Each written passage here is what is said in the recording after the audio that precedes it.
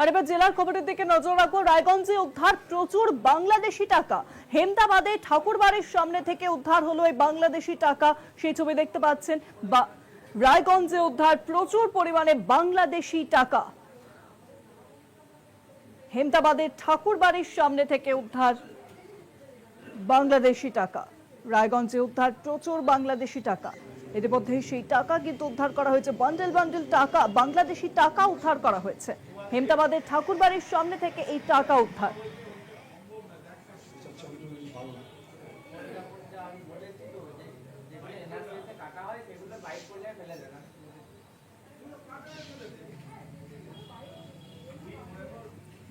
আরো বিস্তারিত জানবো এই বিষয়ে ফোন লাইনের সঙ্গে রয়েছেন প্রতিনিধি ভাস্কর রায়। ভাস্কর, বাংলাদেশি টাকা উদ্ধার, আমার একটাই প্রশ্ন, এই টাকা কি আসল না নকল? প্রথম প্রশ্ন, এবং দ্বিতীয়ত সেই টাকা উদ্ধার করা কি করে হলো?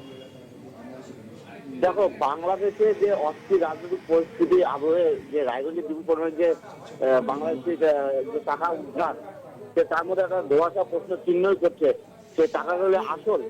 যে বাংলাদেশে যে রায়গঞ্জে ও হেমতাবাদ থানা লাগোয়া ঠাকুরবাড়ি এলাকা থেকে বিপুল পরিমাণে যে বাংলাদেশি টাকা যে উদ্ধার হয়েছে, সেটা যে আজ সকালে কাস্টম সূত্রে জানা গেছে যে তারা সকাল থেকে তারা গোপন সূত্রে খবর পেয়ে তারা ভোরবেলায় একটি বিশেষ দল ঠাকুরবাড়ি এলাকায় গোপন সূত্রে পথ পেতে থাকে। সেই সময় নম্বর দিয়ে একটি মোটরসাইকেল করে আসা দুই যুবককে দাঁড়াতে বলে তারা। সেই সময় তারা গাড়ির গতি স্লো করে, যেহেতু যখন কাস্টম অফিসারদের সামনে চলে আসে তখন তারা গাড়ির গতি বাড়িয়ে দেয়। সেই সময় একটি টোপলা পড়ে যায়। সেই টোপলা যখন কাস্টম অফিসাররা খুলে দেখে, সেখানে দেখে যে বাংলাদেশি নোট।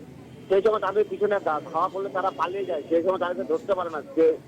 যে বাংলাদেশি টাকা উদ্ধার হয়েছে তা হচ্ছে 60,000টি নোট, যার মোট মূল্য আমাদের ভারতীয় 1,20,000 টাকা। অনেক ধন্যবাদ ভাস্কর। ফোন লাইনের সঙ্গে ছিলেন প্রতিনিধি ভাস্কর রায়। বাংলাদেশের অস্থির রাজনৈতিক পরিস্থিতির আবহে রায়গঞ্জে বিপুল পরিমাণে বাংলাদেশি কারেন্সি উদ্ধার রহস্য ঘনীভূত হচ্ছে।